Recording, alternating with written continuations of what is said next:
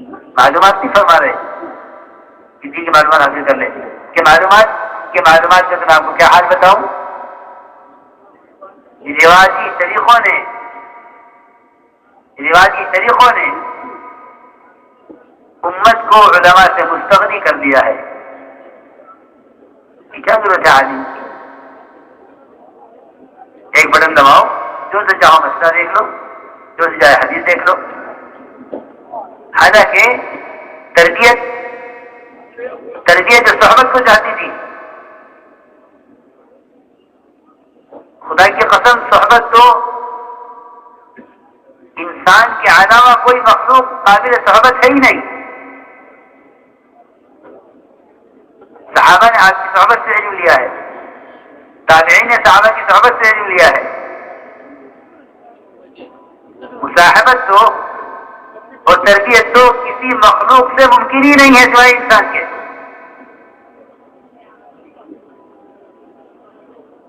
یہاں حالات پر علم ڈال دیا ہے کہ اب علماء کی ضرورت نہیں ہے. یہ زمانے کا سب سے بڑا فتنہ ہے کہ امت کو علماء کی ضرورت نہ رہے. اسے یہ بات یاد رکھنا، ایسا فرماتے تھے کہ رواجی طریقوں سے رواج ترقی کرے گا، دین ترقی ہرگز نہیں کرے گا. رواج ترقی کرے گا. میں نے شروع میں عرض کر دیا تھا، بالکل ابتدا میں خود مسئلہ کے بعد ہی عرض کر دیا تھا کہ کوئی طریقہ کسی سنت کا متبادل نہیں ہے. یہ امت جا رہی ہے سہولت کی طرف، اور سہولت کھینچے کی رواج کی طرف، اور سنت کھینچے کی مجاہدے کی طرف. اچھی طرح سمجھ لو. اس لیے میرے دوست عزیزوں،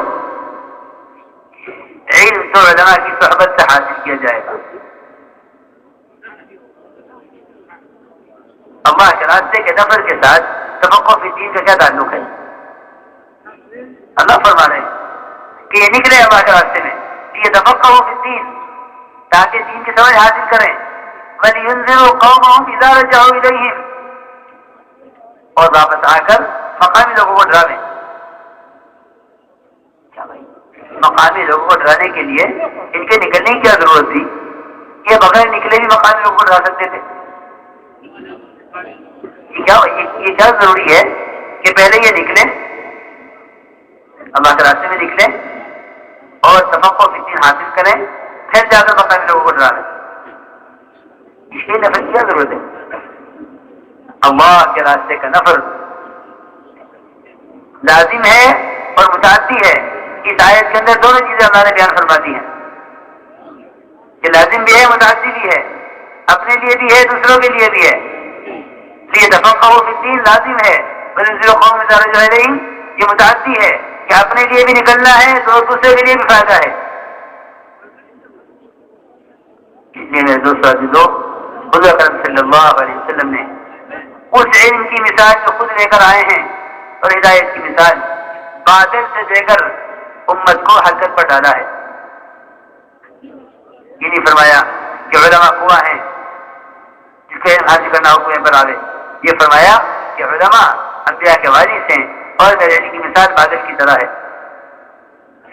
کہ بادل خود جاتا ہے زمینوں پر. 3 قسم زمین کے بیان فرمائیں. ایک زمین ہو جو پانی کو جذب کر لے اور درخت اور گھاس اگاوے. ایک زمین ہو جو پانی کو جمع کر لے، لوگ پیے اور پلاویں. ایک زمین ہو پانی سے برس کر بہ جاوے کہ اس نے اس زمین سے کوئی فائدہ نہیں اٹھایا، اس زمین نے پانی سے کوئی فائدہ نہیں اٹھایا، لیکن بادل سب پر برس رہا ہے. میرے دوستوں عزیزوں، اس طرح علم اور علماء کو حرکت میں رکھا تھا، کیونکہ علم امت کی امانت ہے. علم امت کی امانت ہے، اس امت تک پہنچانا ہے، اس امت تک پہنچانا ہے.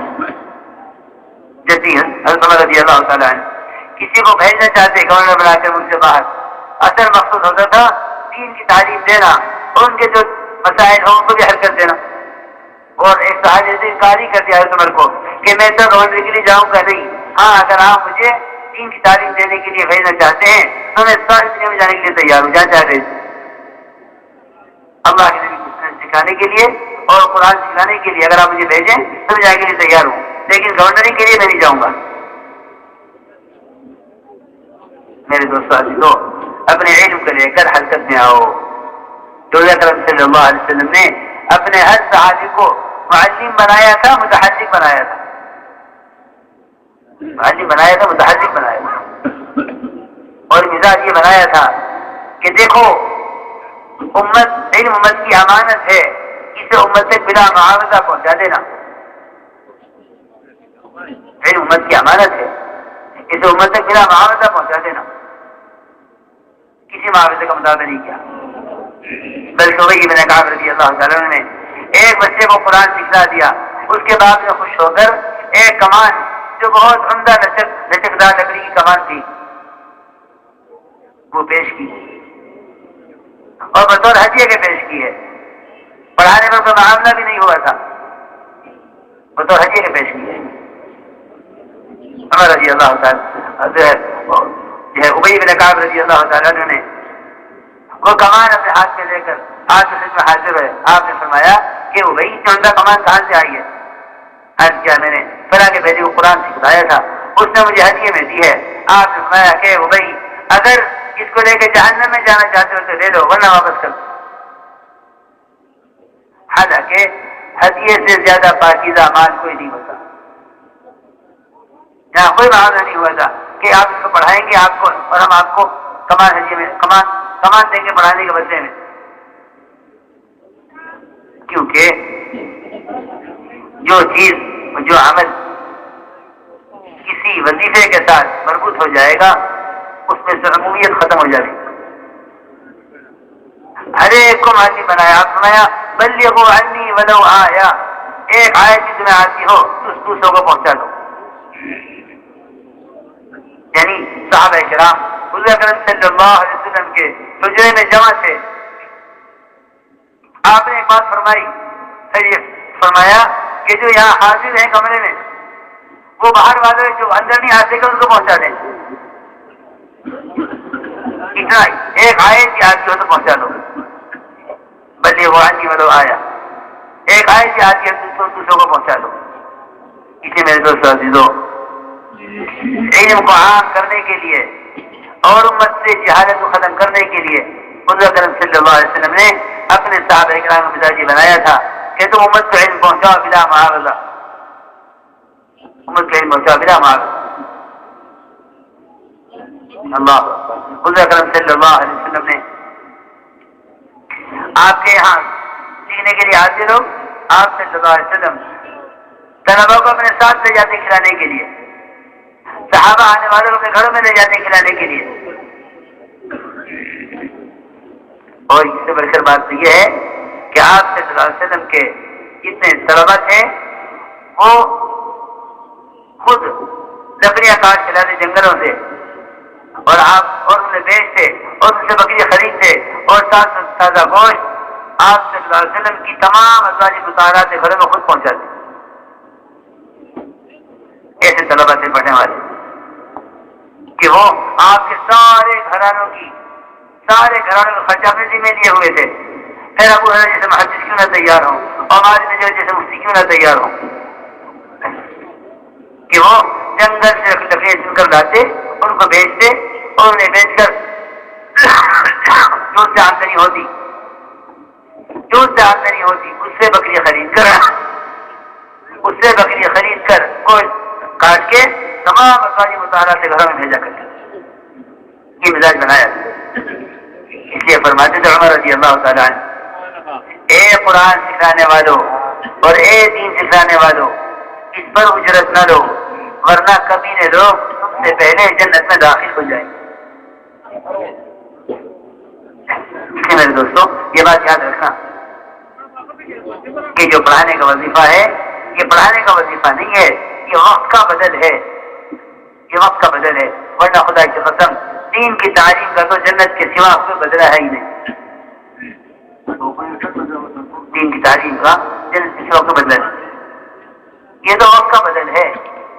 کہ ہمیں آپ کو زیارت سے ہٹا کر تاجی پر لگا دیا ہے، کیونکہ ابوبکر رضی اللہ تعالیٰ عنہ خلافت میں سے ہی بازار چلتی ہے چادریں لے کے، اور میں کہاں جا رہے ہیں کہ بچوں کے لیے کمانے جا رہا ہوں، کہ نہیں آپ کو وظیفہ ہم دیں گے، آپ امور خلافت دیکھیے، میں کہ نہیں امور خلافت یہ تو آخرت کے لیے ہے، بچوں کے لیے کمانے جا رہا ہوں۔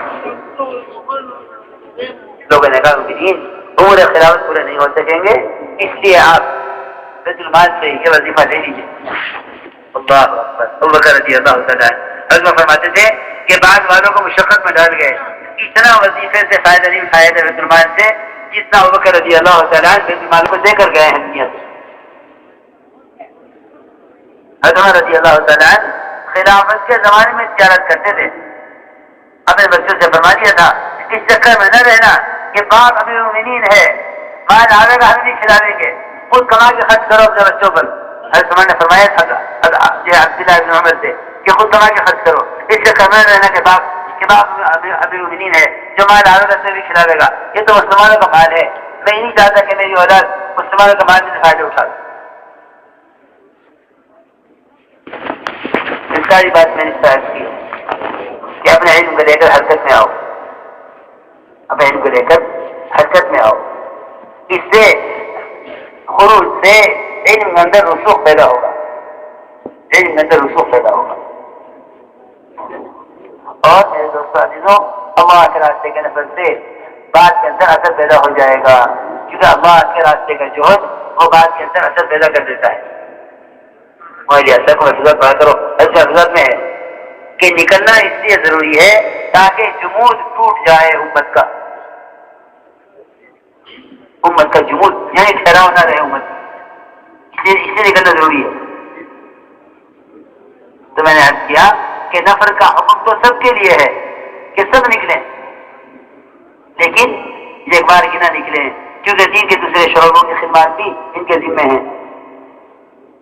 اس لیے میرے دوستوں عزیزوں، ہمیں دعوت سے علم کا بھی اخلاص چاہیے، کیونکہ امت اس جہالت کے اندر گرفتار ہے، امت اس جہالت میں گرفتار ہے کہ امت نے اب ہر چیز کے علم قرار دے دیا ہے، حالانکہ میرے دوستوں عزیزوں ہر چیز علم نہیں ہے۔ محمد صلی اللہ علیہ وسلم کے طریقے پر اللہ جو چاہتے ہیں اس کا سیکھنا علم ہے، اس کے علاوہ جو کچھ ہے وہ سب کے سب دنیا کے فنون ہیں، اس کا آخرت سے کوئی تعلق نہیں ہے، اس کا آخرت سے کوئی تعلق نہیں ہے، نہ آخرت میں اس کو کوئی اجر ملے گا، کچھ نہیں۔ علم صرف قبر کے 3 سوالات کا نام ہے، اللہ کو جاننا یعنی ربوبیت کا علم، شریعت کا علم اور سنت کا علم، ان 3 چیزوں کا جاننا صرف اس کا علم کہتا ہے۔ سمجھتے تھے کہ قبر میں زبان معلومات پر نہیں چلے گی، یقین پر چلے گی، کہ قبر میں زبان یقین پر چلے گی کہ کس سے بننے کا یقین لے کر آئے ہو، وہ کہے گا ربی اللہ۔ دین کیا ہے؟ وہ کہے گا دین کہ دین میرا اسلام ہے، اور محمد صلی اللہ علیہ وسلم کو تو صرف وہی پہچان سکے گا جو آپ کی سنتوں کا پابند ہوگا، ورنہ دنیا میں خیروں کے طریقوں پر گزارنے والے ہی کہہ دیں گے ہاں ہم بھی جانتے ہیں کہ محمد کون ہے، کہ قبر میں زبان یقین میں چلے گی، معلومات پر نہیں چلے گی۔